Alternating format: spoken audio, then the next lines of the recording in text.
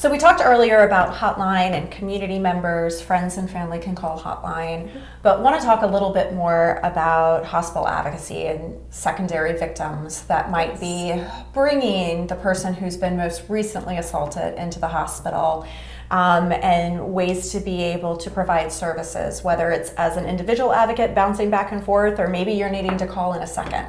I remember one call I went on and a mom had brought her college daughter in, and the mom had been assaulted at the same age. And so I was trying to go between the daughter and strategizing with her options. And now I had a mom, but it's like she was flashbacking to, she didn't report at that age. She wished she had.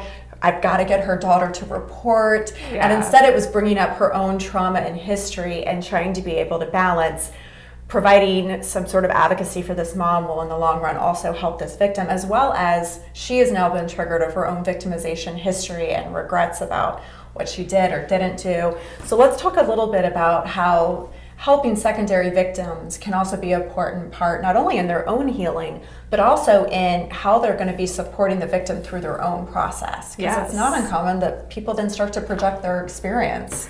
Absolutely. And I always come back to the idea that having strong support is actually one of the biggest determining factors in the healing process for survivors. So by making sure that a mom or a sibling or a partner is feeling strong enough to be able to provide support, I am doing advocacy for that victim.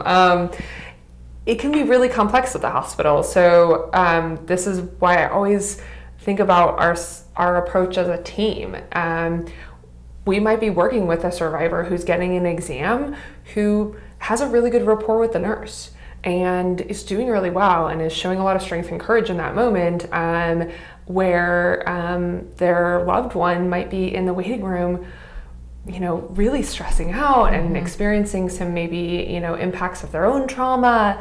And so it may be a situation where we identify that the best use of our support is to provide support to that individual. I oftentimes give that choice to the survivor and say, hey, your mom seemed really stressed out. Is there any way that I can help with that situation? Maybe if somebody says, I'd love for you to be here with me while I'm talking about what happened, but when I have the pelvic exam, would you mind sitting out with my mom and letting her know that I'm okay? So I try and give the choice up to the survivor, and then also relying heavily on the nurse, knowing that they are great at providing trauma-informed care in that exam room, and sometimes my trauma-informed care can be out of the room. I have spent a lot of time sitting with loved ones, answering all of their questions while they diligently write down notes about how to access counseling services and what night support groups are, things that they feel like can be helpful in that moment. I've probably talked to a dozen or so dads about why it's important to not say that you're going to go out and find this person who did this, and how that's not always the most helpful.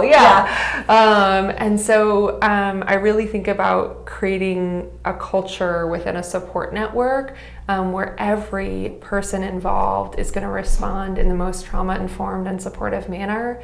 And in doing so, when I say goodbye to that survivor in the hospital, I know that the people that they're leaving with are really ready to do the job of supporting them at home.